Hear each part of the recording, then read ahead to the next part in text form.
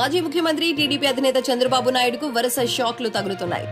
సొంత పార్టీ నేతలే ఎన్నికలు పూర్తయిన తరువాత బాబుకు భారీ షాకులు ఇచ్చేలా కామెంట్లు చేస్తున్నారు. విశాఖ టీడీపీ అధ్యక్షుడు గండి బాబ్జీ తాజాగా మీడియాతో మాట్లాడుతూ చేసిన కామెంట్స్ ప్రస్తుతం నెట్టింట తెగ వైరల్ అవుతున్నాయి. కూటమి విశాఖ నార్త్ తో పాటు మరో 2 అసెంబ్లీ స్థానాల్లో ఓడిపోతుందని గండి బాబ్జీ అన్నారు.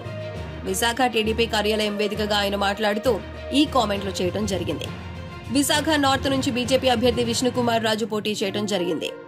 అయితే ఆయన గెలిచే అవకాశాలు దాదాపుగా లేనట్టేనని గండి బాబ్జీ పేర్కొన్నారు. గత ఎన్నికల్లో విశాఖలో వైసీపీకి అనుకూల ఫలితాలు రాలేదు. రాష్ట్రమంతా వైసీపీ గాలి వీచినా విశాఖలో మాత్రం ఆ పార్టీ కోరుకున్న ఫలితాలు రాలేదు. అయితే ఈ ఎన్నికల్లో విశాఖలో వైసీపీ పుంజుకుందని గండి బాబ్జీ కామెంట్ల ద్వారా క్లారిటీ వచ్చేసింది. గండి బాబ్జీ మాటలు చంద్రబాబు వింటే ఎలా రియాక్ట్ అవుతారో అంటూ నెటిజన్లు కామెంట్లు చేస్తున్నారు.